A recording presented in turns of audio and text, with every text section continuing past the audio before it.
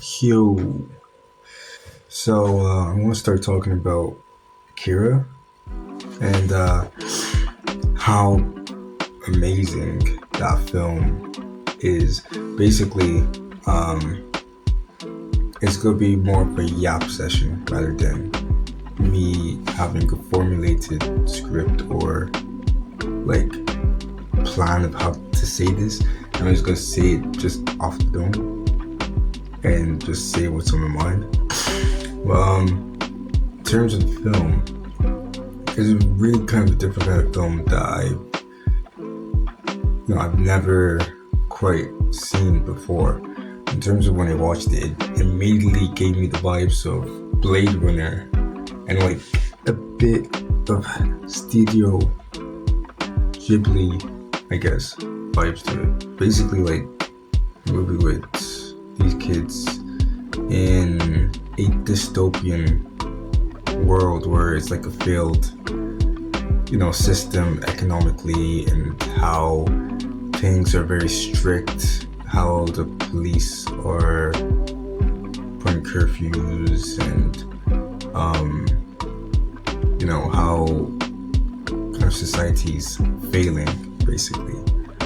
And in terms of the film itself, it has some basic like supernatural or like sci-fi with powers and magic and all of that just combined in one. So it's like a bit mad how it has all of that together. It is a suggested watch if it's the type of things that you're into, but when I watched it, it was like I was beyond shocked by how fluid the animation was, because it was made in the 80s. And not saying that stuff in the 80s was not good, but it was just like, it was very fluid, as if it was like motion captured visually with its colors and the way the characters moved, the way light was reflecting on clothes and stuff. Like they took their time with how they visually wanted to be seen.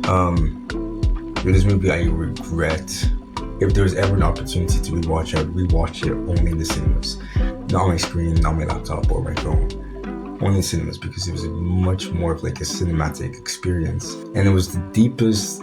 I thought it was gonna be a chill film in terms of, it starts out with this little supernatural vibe, and you're like, they're trying to understand where is this going, where are these certain characters I'm trying to do without spoiling, or where did these characters where they're going, where they're leading us, especially the ending. And the ending was the most grotesque. The movie's gross. I'll let you know that the movie can be gross because of how visually amazing it looks, and it does not hold back. It's not for kids. Like, it does not hold back in terms of how it looks and how it takes advantage of that. With the violence, it really shows, and sometimes it's gross. Oh my God, it's disgusting. There's times when I was not looking at the screen, times when I refused to put my eyes and like see it, because it was just that disgusting. I could not handle it. It was a mad film, and the ending was so deep.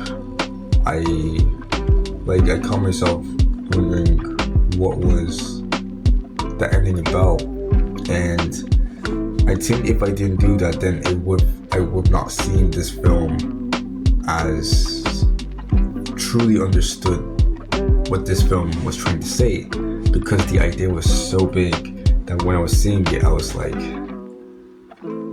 what does this mean? What are you talking about? What is going on? And then that moment, that line at the end, I had some idea, but I was like, is this spiritual? Is this a perspective that is very complex, that I, like a message was clearly being said, and I just not that smart here for me to figure out. So I had to do the research and figure out what was they were talking about in terms of the ending, and then I understood.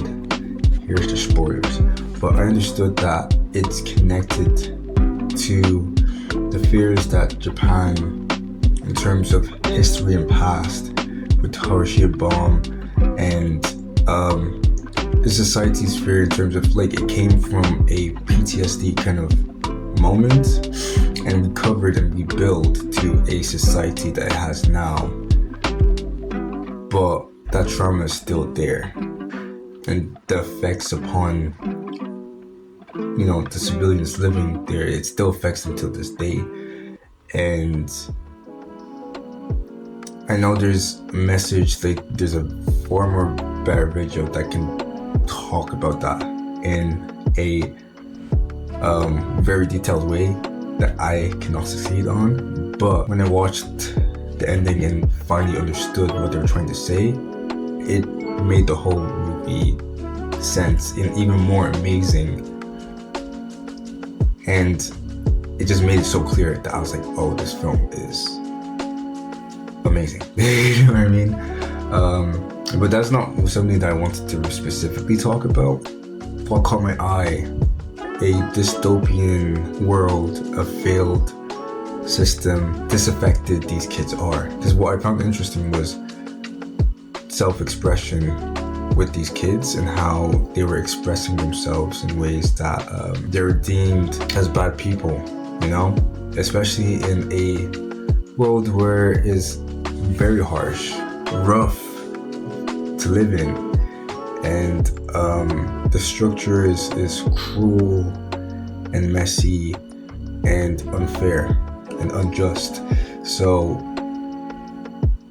watching it, you see how these kids are not really affected by it. They have their motorbikes, maybe stolen parts, maybe whatever it is, but they still find a way to express themselves through their fashion, through their clothes, through the way they interact with each other.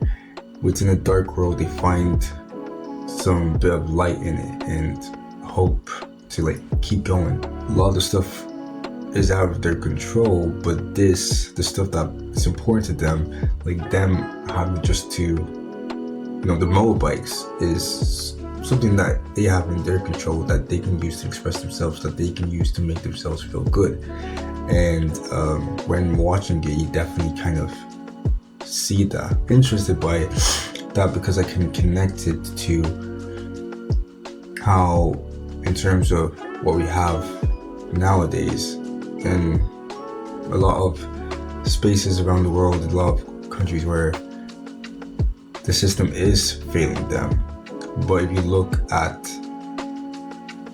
young people, the youths, everyone there, they're expressing themselves in ways through fashion, through clothing, through art, and not allowing the stuff that is out of their control affect them, because they have a bit of hope for themselves. And it's not a form of escape. I guess in a way it is, but it's an escape that is worth having. If it is viewed as an escape, it is an escape that is worth having, because why dwell on things that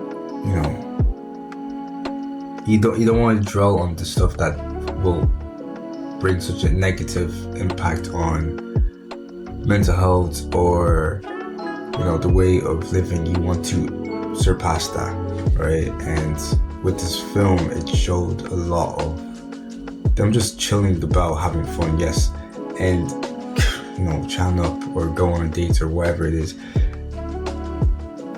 And yes, there's some parts where I'm like, but just seeing that kind of, it brought a lot of thought in my head in terms of that's how they survive. They do with their DIY modifications and clothes, and a lot of the stuff, it reflects how we are in terms of clothing and thrifting and not having a choice. We can't get the expensive stuff. We can't get the big stuff that we always want. But with what is available to us, we take that and try to find ways to make our own, right? And whatever opportunity is there, we try to take it. And it kind of just shows how in the space of poverty and harshness of living, that these kids are still able to be their own person. I just found that part really, really interesting.